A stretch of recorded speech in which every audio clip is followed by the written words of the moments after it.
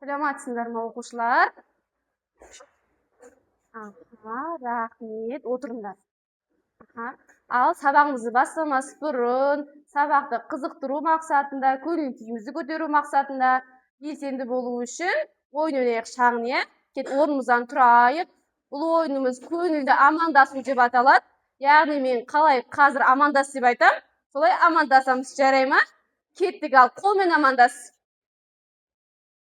Иықпен амандас. Арқамен амандас. Шынтақпен амандас. Жарайсыңдар, отырыңдар. Ал оқушылар, осылай отырған орындарымызды топқа бөліне берейік. Әр топқа бағалау мақсатында тірек тиындарын береміз. Сол топ басшыларына берем. Яғни бізде бірінші топта топ басшымыз Нұрали, екінші топта Алина, үшінші топта бізде Айзере. Міне, тиындарды таратып беремін. Және оның қасына бағалау парағын берем. Кім қанша бағалап отыр әр тапсырмадан, соны жазып отырады. Яғни топ басшылары өздерінің топтарындағы оқушылардың есімдерін жазып шығамыз. Тиындарын. Айзере. Тиындарын. Яғни бірінші тапсырма үй тапсырмасы, екінші тапсырма жеке тапсырма, үшінші тапсырма бізде жұптық тапсырма, төртінші тапсырма топтық тапсырма. Солай, иә? Енді үйге берілген тапсырма қандай тапсырма? Мұхамеджан. Жарайсың. Онда үй тапсырмасын қайталау үшін шағын тест тапсырайық, иә?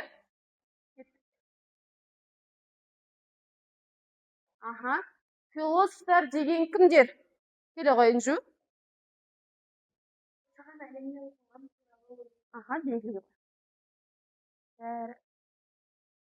Белгілі ғой. Жарайсың. Топ басшысы бір тиын береміз. Келесі сұрақ, Афинидің алғашқы философы кімдер? Кел, Самира, келе ғой. Айта ғой. Платонды тексереміз. Жарайсың. Топ басшысы тиын береміз. Одан кейін сұрақ, мінсіз қоғам азаматына қажетті қасиеттер. Келіңдер, келе ғой. Қандай екен? Тексерейін. Жарайсыңдар. Дұрыс. Тиын бере ғой, Нұрали. Платон мінсіз қоғамды сипаттап дәріптеді дейді. Алина, келе ғой.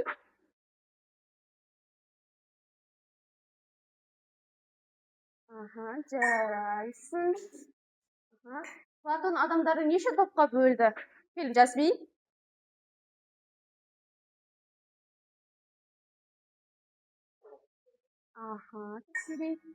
Жарайсыңдар. Одан кейін Платонның шәкірті Аристотель болған ба дейді. Рамазан, келе ғой. Белеміз. Жарайсың. Келесі сұрақ, ғылымның атасы деп кім аталды? Дамир, келе ғой. Топ басшылары тиынды уақытылы таратып отырамыз.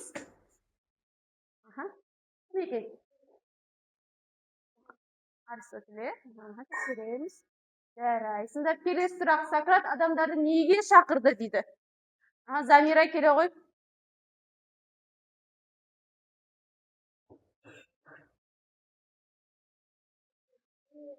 Тексереміз. Жарайсыңдар. Келесі сұрақ, Платон бойынша қоғамдағы топтар қандай болып бөлінді? Альмира, келе ғой.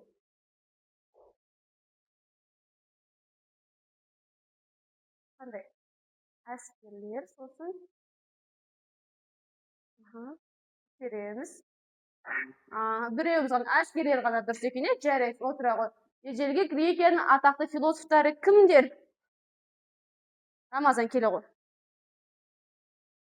Рамазан бірінші қолын көтерді. Белгілі ғой, көрейік, тексерейік. Дұрыс екен, жарайсың. Жарайсыңдар, балалар. Енді қараңдар, балалар, мына суретте не көріп тұрмыз? Қараңдар, аспанда кімдер тұр? Мына орта жақта не көрініс болып жатыр? Мына жақта не ғимарат бар екен? Кім айтады? Ал Альмира, ойбу, Айзере деген. Al жетегілер бізді гректердің адамдары. Bunlar жетегі қарасу, менің ойымша құдайларына адам қорнатын жері сияқты. Адамдардың келе жатқаны бұл құдайларына немесе өздердің құтылығы күндері деп ойлаймын. Жарайсың. Так, кім айтады? Мына суреттен не көрдіңіз? Бір сөйлем айтшы, Алина. Тағы кім айтады? Oldu ма? Жарайсыңдар. Бүгінгі яғни тақырыбымыз ежелгі Грекияда өнер қандай болды? Міне, ежелгі Грекия өнері қандай болды тақырыбымыз? Және кітапта тақырыбымызды ашамыз. Бүгінгі сабағымыздың мақсаты 5, 2, 2, 3 ежелгі дүние өнеріне сипаттама беру. Яғни бүгінгі тақырыптан түсінетініміз ежелгі Грекия мифтері туралы түсіну, ежелгі Грекия өнерінің ерекшеліктерін сипаттау, театр, мүсін, ғибадатхана туралы білімді қалыптастыру. Яғни сендердің бағана айтып жатқан нәрселерінің барлығы дұрыс. Яғни сендер Грекияның өнері туралы айттыңдар.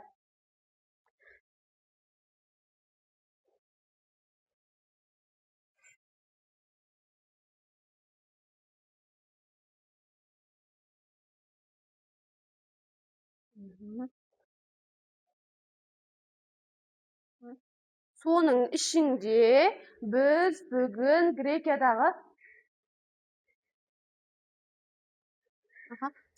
ішінде біз бүгін Грекиядағы Афины қаласында орналасқан Парфенон ғибадатханасын өтеміз. Міне, бізде Парфенон ғибадатханасы, яғни Парфенон ғибадатханасы мейірімділік құдайы Афина құдайына арнап салынған.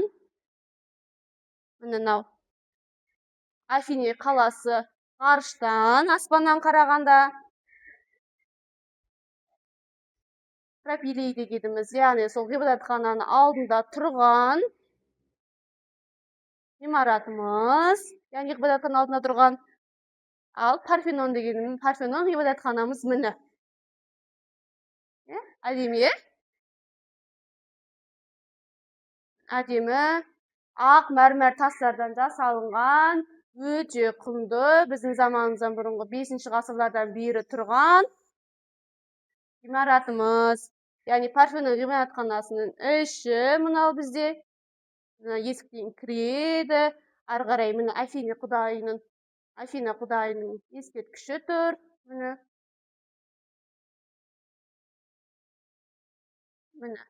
Афина құдайының ескерткіші. Мейірімділік, махаббат құдай болып саналынған, яғни Эрихтойн дегеніміз, яғни бізде әр адамның, біздегі аристократтардың, ежелгі құдайлардың өздерінің қызметшілері, қарауылдары деп танылған. Соған байланысты бұл да осы Афина құдайының қызметшілері, яғни сол қарауылдап тұрады деген мақсатта салынған. Және Парфенон ғибадатханасының алдында да Афина құдайының мүсіні белгіленген.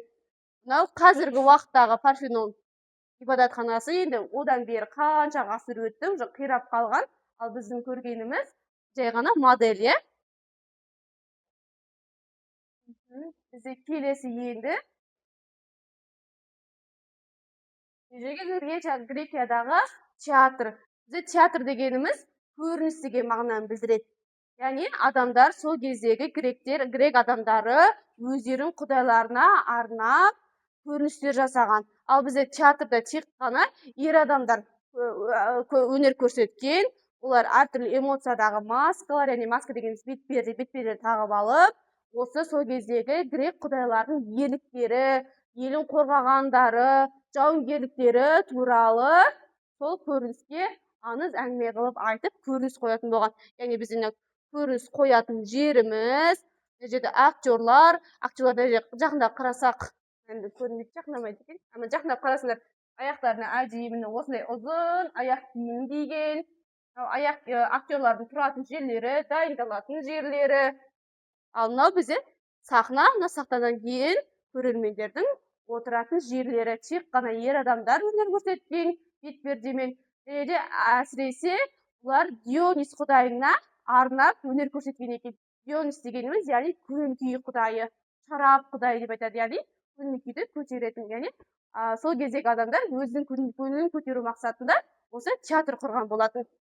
Келесі бізде Зевс мүсіні. Зевс мүсіні әлемнің 7 кереметтерінің бірі. Біздің заманымыздан дейінгі 5 ғасырда грек сәулетшісі Фидий жасаған екен.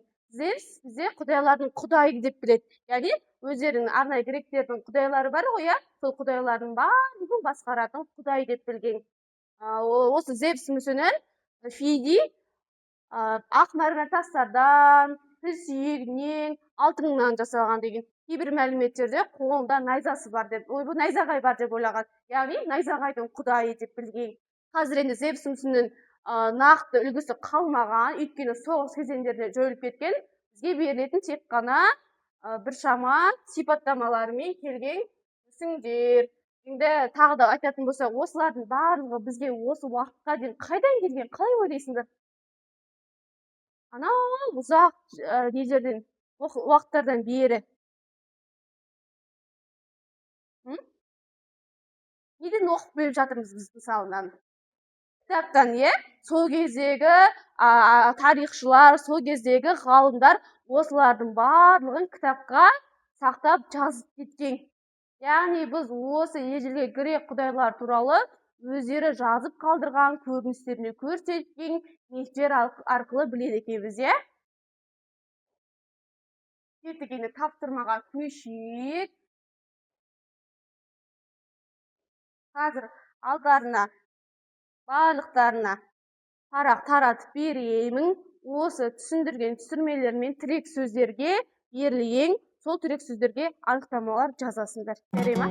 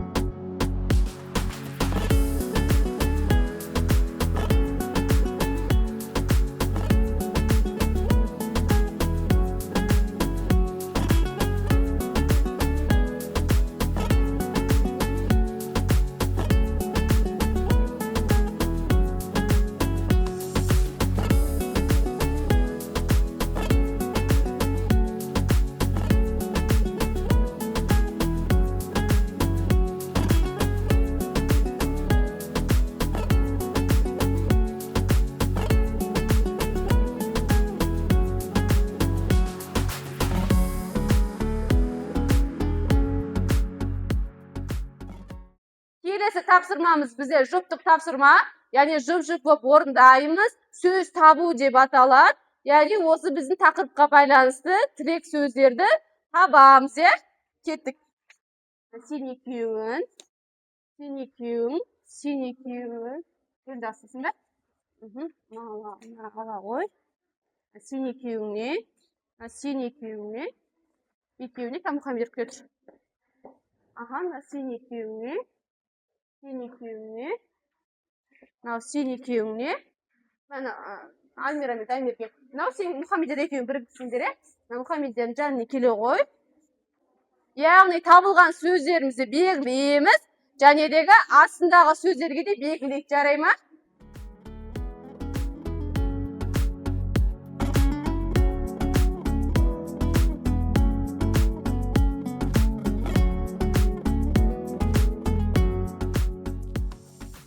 Жарайсыңдар оқушылар, яғни топ басшылары, әр топ мүшелеріне де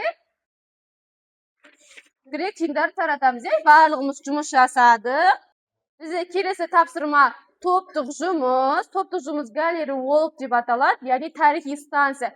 Сендерге қазір 3 түрлі конверт беремін, 3 түрлі тапсырма, яғни 3 топқа қандай өнер түседі грекияның, сол топ болып бөлінеді, жарай ма? Yettik. Aha. Яғни бізде бірінші станцияға берілген тарихи ескерткішке сипаттама жазасыңдар. Екінші станцияда шығу тарихын түсіндіресіңдер. Үшінші станцияда ерекшелігін айтасыңдар, жарай ма? Аха. Ал конвертті ашамыз. Кімге қандай түсті? Сендерге Парфенон деп жатқан түсті.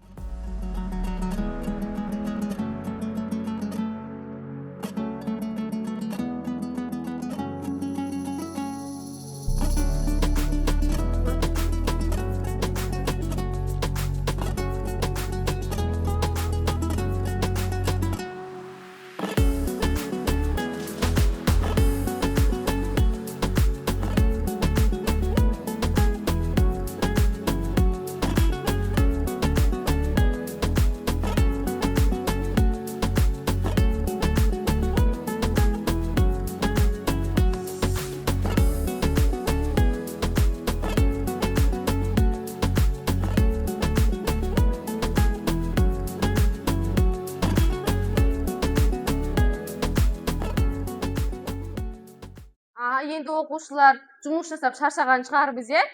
Сергіту сәтін жасап алайық. Ал оқушылар орнымыздан тұрамыз.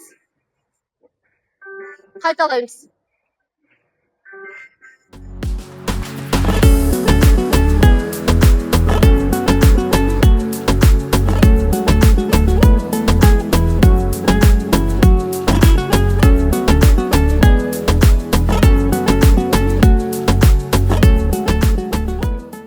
Оқушылар, сабағымызды қорытындылау мақсатында соңғы бір ойынымызды ойнап кетейік. Қазір сұрақтарға жауап береміз. Ежелгі грек мифтерінде көбінесе кімдер туралы айтылады? Кәр келе ғой. Аха, жарайсың. Аха, жарайсың. Келесі сұрақ. Зевс мүсіні қай қаладағы ғибадатханада орналасқан? Аха, Олимпия. Жарайсың. Келесі сұрақ бізде. Парфенон дегеніміз не? Алина келе ғой. Аха. Келесі сұрақ. Театр сөзі грек тіліне аударғанда нені білдіреді? Інжу келе ғой.